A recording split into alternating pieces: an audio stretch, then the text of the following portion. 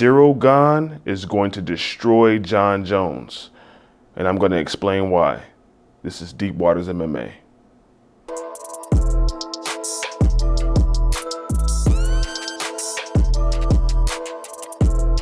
Hello. Welcome back to the channel. Today we are discussing Jon Jones versus Cyril Gane at UFC 285. And I'm going to be explaining to you exactly why Cyril Gane is going to destroy Jon Jones. Let's get into it. First, Cyril Gane's movement and agility.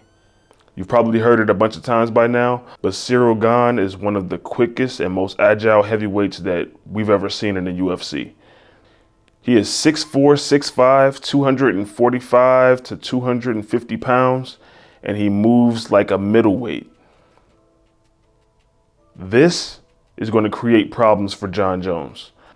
In recent times, Jon Jones has been shown to have issues with fighters who are agile, athletic, and are good with their hands, with in and out movement. That is Cyril Gane's bread and butter.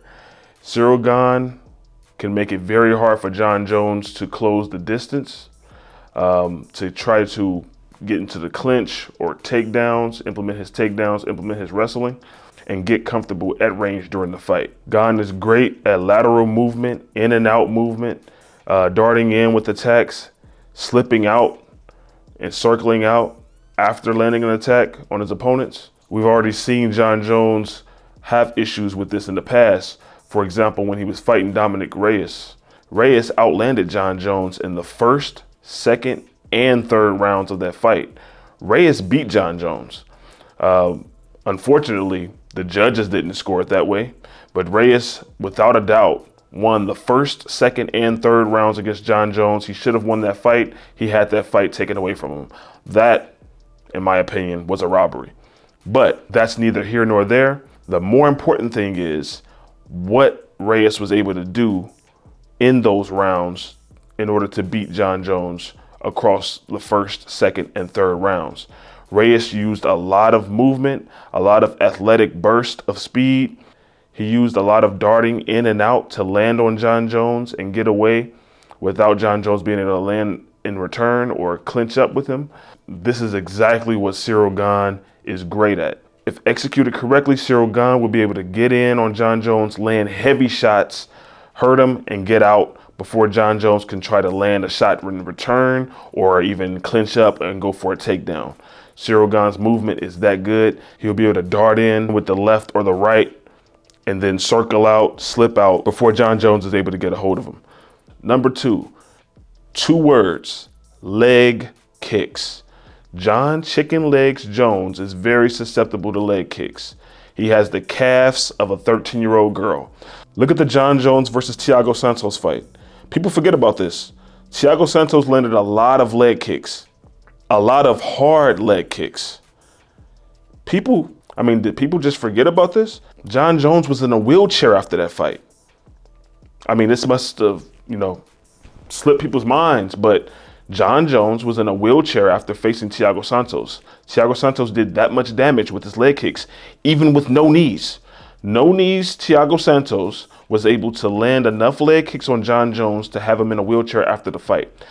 Jon Jones is not facing Thiago Santos. Santos is a former middleweight.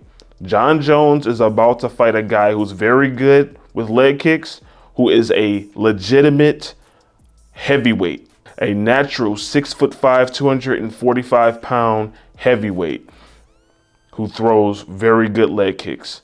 This is dangerous for Jon Jones. If Jon Jones cannot avoid the leg kicks, not check the leg kicks, checking the leg kicks will not be enough.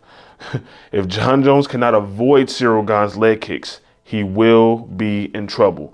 If Cyril Gane can implement his leg kicking game consistently over the first couple rounds, Jon Jones will be at a deficit and Jon Jones will be damaged for the rest of the fight. Invest early in these leg kicks, Cyril, and you will be doing yourself a huge service.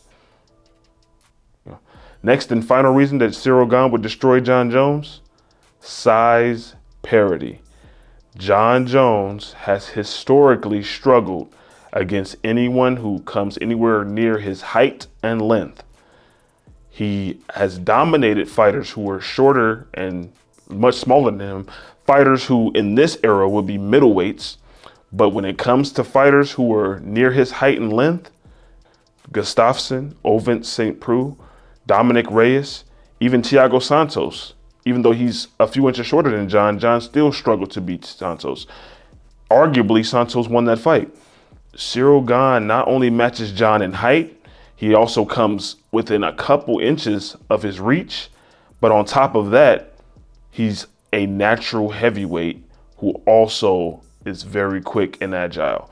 This is going to cause problems for Jon Jones. If Cyril Gane is able to implement his game, Jon Jones is going to find himself in a very bad situation on fight night. You put all these reasons together, and it's not hard to see why Cyril Gane is going to take Jon into deep waters and drown him in an Olympic-sized swimming pool. Thank you for watching the video. If you enjoyed it, hit the like and subscribe button, and I'll catch you in the next one.